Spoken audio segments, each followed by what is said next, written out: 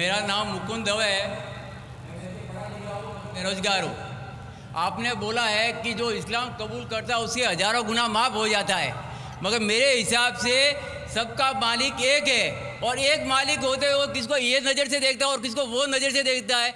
हिंदुओं को माफ़ नहीं करेगा और जो इस्लाम धर्म स्वीकार करता है उसको माफ़ कर देगा। ये कौन सा ऊपर वाले का कानून है जो मेरी समझ में नहीं आ रहा है। बहुत अच्छा सवाल, बहुत अच्छा सवाल। मालिक एक तो सारे इंसानों के लिए अदल भी एक होता है। बहुत अच्छा सवाल, बहुत अहम सवाल। भाई का सवाल है कि ये किधर का मुसलमानों को माफ़ करता है, हिंदू को नहीं माफ़ करता है।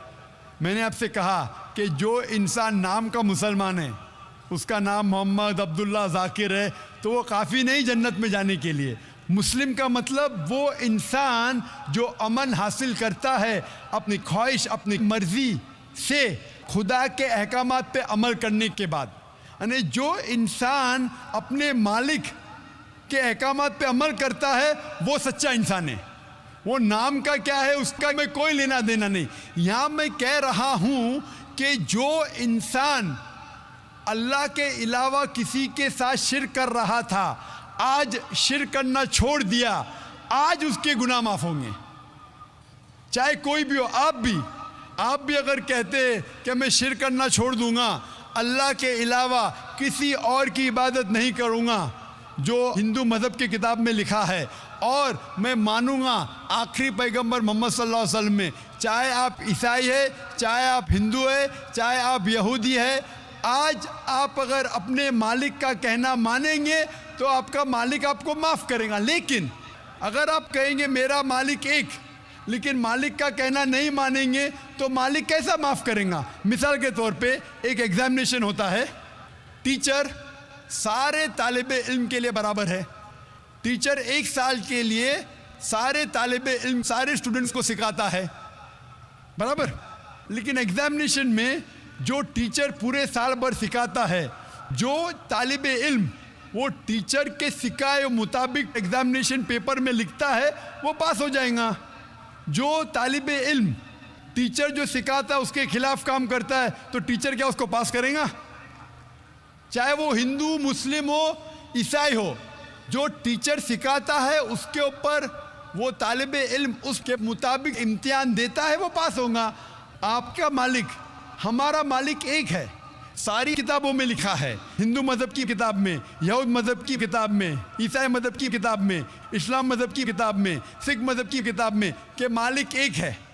मालिक के अलावा किसी की इबादत नहीं करना चाहिए, खुदा के अलावा किसी की इबादत नहीं करना चाहिए। कल मैंने फरमाया था कि उस खुदा की कोई प्रतिमा नहीं, कोई अक्स नहीं, कोई फोटोग्राफ नहीं, कोई पिक्चर नहीं, कोई बुत नहीं, कोई मूर्ति नहीं। फिर अगर आप मूर्ति देंगे तो आप मालिक का कहना नहीं मान रहे। तो अगर आप मालिक का कहना मानेंगे, आपका नाम कुछ भी हो, मोहन हो, कुछ भी हो, शंकर हो या अब्दुल्ला हो, अगर आप मालिक का कहना मानेंगे तो आप सचमुच उस मालिक के बंदे हैं। अगर आप मालिक का कहना मानेंगे तो आपके गुनाह माफ़ हो जाएंगे। तो ये अरबी में कह रहा हूँ कि मुस्लिम तो लोग को ये लफ्ज़ से नफ़रत है। अगर नफ़रत है तो मैं मुस्लिम लफ्ज़ को निकालता हूँ। मैं ये कहता हूँ जो भी इंसान अपने मालिक का कहना मानता है उसे अरबी में कहते हैं मुस्लिम। लेकिन आपको मुस्लिम शब्द से नफ़रत है, मुस्लिम शब्द को निकाल दो। मैं ये कहूँगा जो खुदा के अहकामात पे अमल करता है, खुदा के कलमात पे अमल करता है, ये मानता है कि खुदा एक है, उसके अलावा किसी की पूजा नहीं करना चाहिए, वो इंसान के गुनाह वो मालिक माफ़ करेगा। आप अगर मानेंगे खुदा एक है, आप मानते खुदा एक है, आप मानते खुदा के अलावा किसी और को पूछना नहीं चाहिए, मानते? हाँ क्या नहीं मानते? आप मानते बुत परस्ती गलत है, आप मानते कि मूर्ति पूजा गलत है, आप मानते कि आखिरी पैगंबर मोहम्मद सल्लल्लाहु अलैहि वसल्लम है? नहीं मानते। बोलते हैं जैसे शिव शंकर को पैगंबर बोलते हैं, जैसे साईं बाबा को ये सब जो पैगंबर हो गए, ये हर फरिश्ते ऐसे ऐसे आते गए। आपने मेरी 15 तारीख की तकरीर सुनी? मैंने नहीं सुना। मोहम्मद सल्लल्लाहु अलैहि वसल्लम का जिक्र मुख्तलिफ मजहबी किताबों में, आप कैसेट लीजिए, मेरी तकरीर है मोहम्मद सल्लल्लाहु अलैहि वसल्लम का जिक्र मुख्तलिफ मजहबी किताबों में। इसमें मैंने साबित किया हूँ कि मजहबी किताब बदलने के बावजूद सब मजहबी किताब में लिखा है कि आखिरी पैगंबर आने वाले हैं। उस आखिरी पैगंबर का नाम है मोहम्मद सल्लल्लाहु अलैहि वसल्लम। आप हिंदू मजहब से ताल्लुक़ रखते? हिंदू मजहब की किताब में लिखा है, भविष्य पुराना पर्व 3 खंड 3 अध्याय 3 श्लोका 5 से 8 में लिखा है भविष्यवाणी मोहम्मद सल्लल्लाहु अलैहि वसल्लम की। आप पढ़ेंगे भविष्य पुराना पर्व 3 खंड 3 अध्याय 3 श्लोका 10 से 27 में मोहम्मद सल्लल्लाहु अलैहि वसल्लम का जिक्र है। आप कुंटब सुक्ता पढ़िए, अथर्वा वेद में लिखा है, किताब number 20 him number 127 shloka number 1 से 14 में लिखा है मोहम्मद सल्लल्लाहु अलैहि वसल्लम के बारे में। आप पढ़िए अथर्वा वेद किताब नंबर 20 अध्याय नंबर 21 श्लोका नंबर 6 और 7 में मोहम्मद सल्लल्लाहु अलैहि वसल्लम का जिक्र है। मोहम्मद सल्लल्लाहु अलैहि वसल्लम का जिक्र है साम वेद में अहमद जैसा, साम वेद उत्तर चिक मंत्रा नंबर 1500 लिखा है। यजुर्वेद में अध्याय नंबर 31 श्लोका नंबर 18 में। आप पढ़ेंगे ऋग्वेद किताब नंबर 8 अध्याय नंबर 6 वर्ष नंबर 10 में।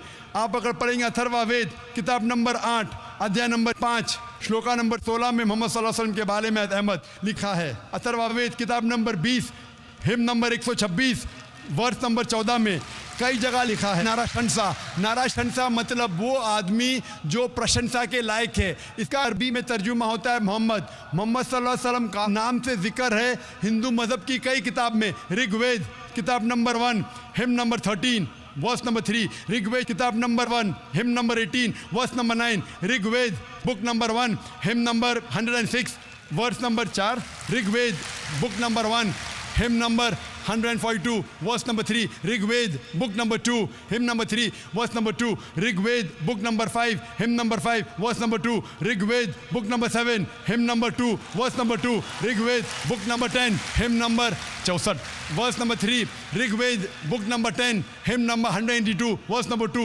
Yajurveda chapter number 20 verse number 55, Yajurveda chapter number 20 verse 37, Yajurveda chapter number 20 verse 57, Yajurveda chapter 21 verse number 31। मैं सिर्फ हवाले दे सकता हूँ आपकी किताबों में से सिर्फ घंटों तक, जिसमें लिखा है मोहम्मद सल्लल्लाहु अलैहि वसल्लम आखिरी पैगंबर है। आज जो इस्लाम कबूल कर रहे हैं उनको ये समझाओ कि इस्लाम धर्म क्या है। उनको वो समझ में, मेरे भी समझ में नहीं आ रहा था इस्लाम बोलते किसको है। आपने कहा कि जो लोग इस्लाम कबूल कर रहे हो उन्हें समझाओ इस्लाम धर्म क्या है। आप नहीं समझे, वो लोग समझे इसलिए तो इस्लाम कबूल किए। आप भी समझेंगे तो आप भी कबूल करेंगे। ये 10 रोज़ा कॉन्फ्रेंस जो था, हमारा मकसद था बताने के लिए सारे इंसानों को इस्लाम क्या है। ये मीडिया जो इस्लाम को पेश कर रही है, ये तोड़ मड़ोड़ के पेश कर रही है। हमारा मकसद ही था बताने के लिए सारे इंसानों को इस्लाम क्या है। अगर आप इस्लाम को नहीं अब तक जाने तो बेशक कबूल मत करो। जब भी पहचान लेंगे इस्लाम को तो इंशाअल्लाह आप भी शहादत देंगे। मेरी दुआ है अल्लाह सुब्हानहू व तआला से, उस मालिक से, कि आपको हिदायत दे कि आप ये माने कि अल्लाह एक है, अल्लाह के अलावा कोई माबूद नहीं और मोहम्मद सल्लल्लाहु अलैहि वसल्लम आखिरी पैगंबर है। मैं कहूँगा वॉलंटियर से कि आपको मेरी DVD दे, मोहम्मद सल्लल्लाहु अलैहि वसल्लम का जिक्र मुख्तलिफ मजहबी किताबों में, उसमें सारे हवाले हैं। और एक खुसूसन तकरीर है मोहम्मद सल्लल्लाहु अलैहि वसल्लम का जिक्र हिंदू मजहबी किताब में, सिर्फ हिंदू मजहब में। आप उसको देखो और इंशाअल्लाह आप इस बात को तस्लीम करेंगे, आज नहीं तो कल, कि अल्लाह एक है, उसके अलावा कोई माबूद नहीं और मोहम्मद सल्लल्लाहु अलैहि वसल्लम आखिरी पैगंबर है। Hope the answer the question.